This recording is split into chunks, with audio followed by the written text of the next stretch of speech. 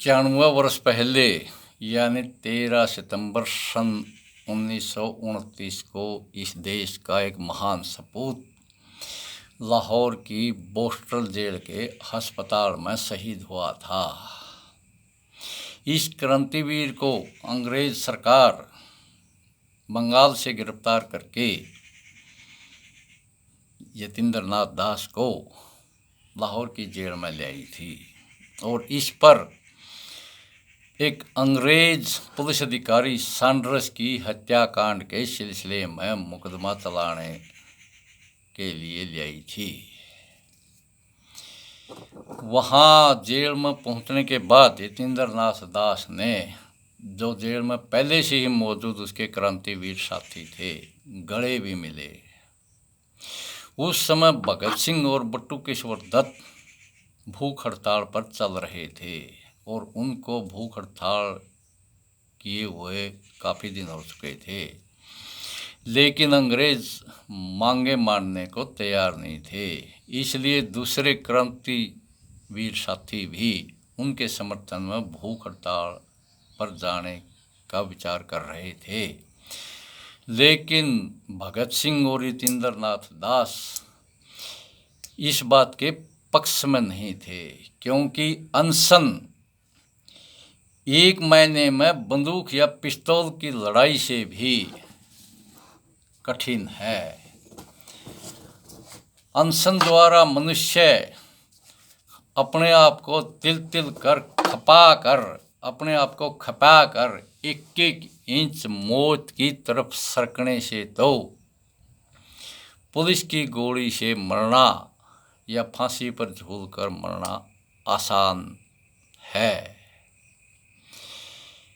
अगर एक बार अनशन के मैदान में उतरकर पीछे हटना क्रांतिकारियों की प्रतिष्ठा को नीचे गिराना है। यतीन्द्र नाथ ने दूसरे साथियों से सलाह दी, अपने आप को अच्छी तरह से तौल लें। अनशन जब तक जारी रखना होगा तब तक सरकार मांगे नहीं मान लेती। अगर जो साथी अनशन में नहीं उतरेगा वह भी उतना ही सम्मानित रहेगा जितने दूसरे होंगे। अंत में 3 दिन काफ़ी विचार विमर्श के बाद अनशन में उतरने का फैसला हुआ। उस ऐतिहासिक दिन यानी 13 जुलाई सन 1929 में सभी साथी अनशन में चले गए और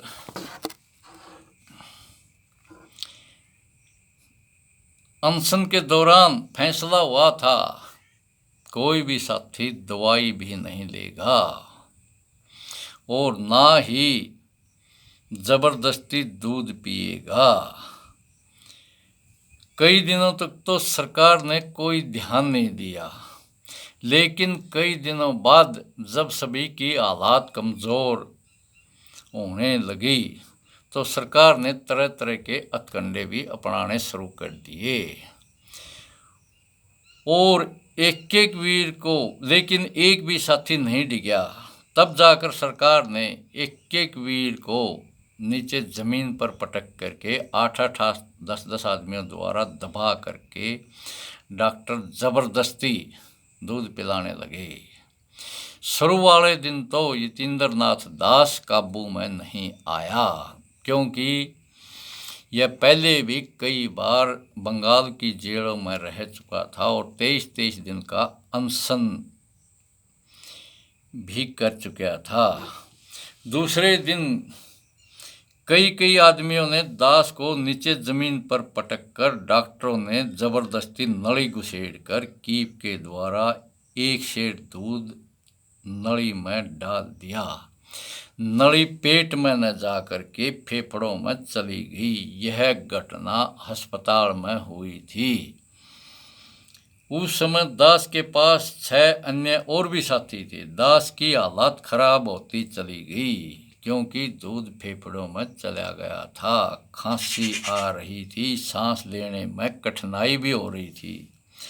आधी बेहोशी की अवस्था में डॉक्टरों से दवाई भी नहीं ली। हालत गंभीर होते देख दूसरे साथियों ने भी दास से दवाई लेने का अनुरोध किया, लेकिन दास ने उनका अनुरोध हंसकर अस्वीकार कर दिया। अंत में डॉक्टरों ने बेबस होकर के उसकी छाती पर कुछ दवाई की मालिश करके चले गए और थोड़ी ही खांसी कम हुई। कुछ दिन बाद उनकी हालत और ख़राब होती चली गई, सारे शरीर में जहर फैल गया। डॉक्टरों ने अनीमा करना चाहा, लेकिन दास ने अनीमा भी नहीं करने दिया। कांग्रेस के नेताओं ने और डिफेंस कमेटी ने भी दास से अनीमा कराने का अनुरोध किया, लेकिन दास ने मना कर दिया। और अंत में किसी ने सुझाव दिया, अगर भगत सिंह को लाया जाए तो शायद उनकी बातें मान सकता है। भगत सिंह उस समय सेंट्रल जेल में बंद थे। भगत सिंह को जब दास को मनाने के लिए लाया गया तो दास मान गया। तब एक अंग्रेज अधिकारी ने पूछा, हमारे अनुरोध करने से तो आप माने नहीं, भगत सिंह से कैसे मान गए? तो दास ने कहा, श्रीमान जी, आपको नहीं पता कि भगत सिंह कितना बहादुर है। एक दूसरे मौके पर भी जब सभी का अनुरोध यतीन्द्रनाथ दास ने दवाई लेने का ठुकरा दिया था, तब भी भगत सिंह को दूसरी जेल से यानी सेंट्रल जेल से लाया गया और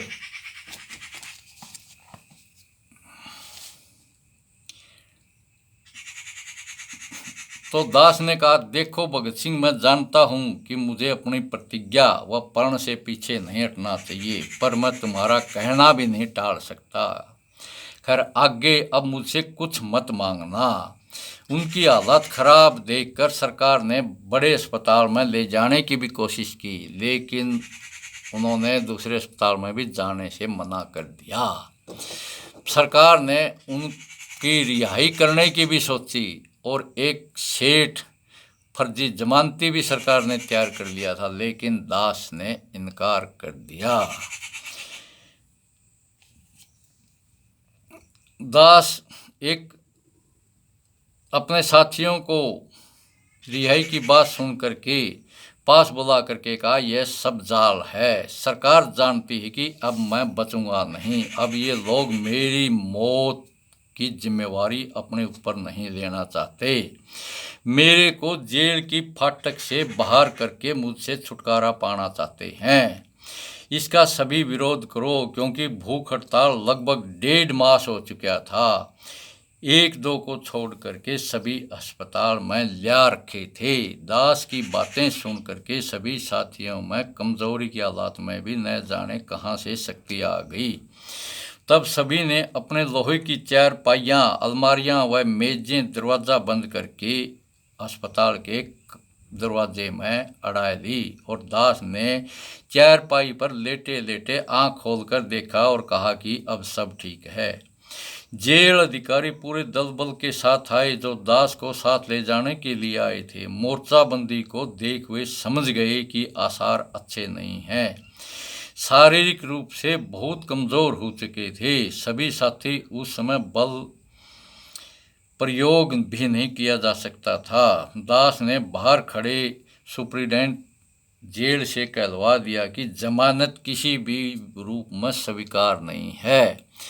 तब जेल अधिकारी यानी जेल सुप्रीडेंट ने ईसा मसीह की शपथ लेकर कहा कि मैं दास के विरुद्ध कोई भी काम नहीं करूँगा।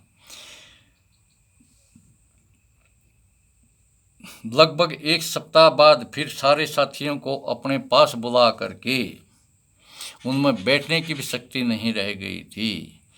बिस्कुटों के पैकेट से एक एक बिस्कुट निकाल करके सभी साथियों को एक एक बिस्कुट दे दिया और कहा कि ये हम अनशन नहीं तोड़ रहे, यह हमारा अंतिम सहभोज है, मेरा ये प्यार का प्रतीक मात्र है। उस रात सभी को इकट्ठा करके बातें करते रहे। जो साथी वहाँ नहीं थे, कोठरियों में बंद थे, उनके बारे में भी पूछा। बंगाली में देशभक्ति का गीत सुना, वंदे मातरम सुना।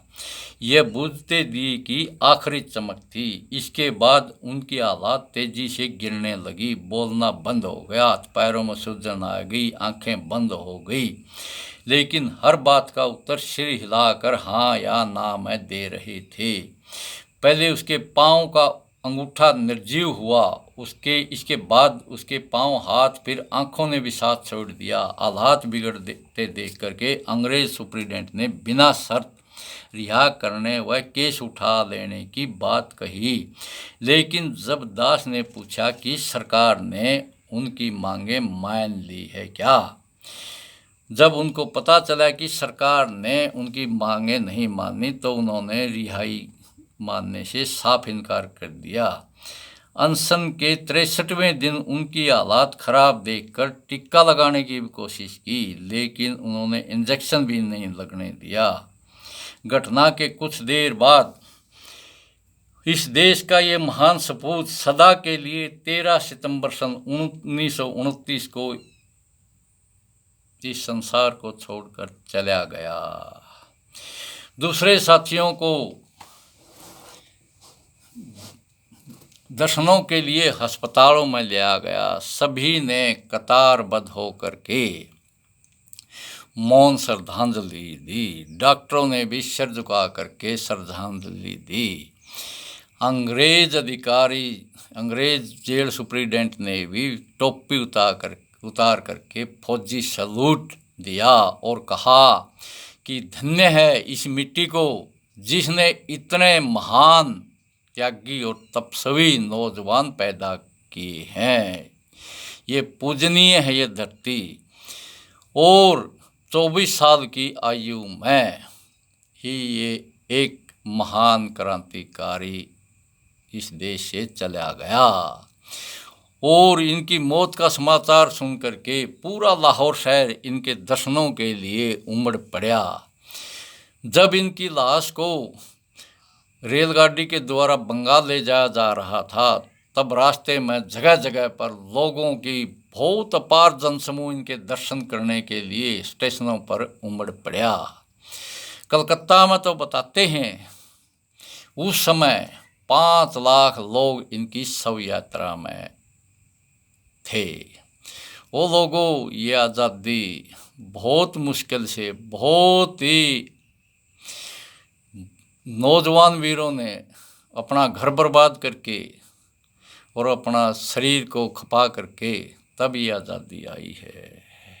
ओ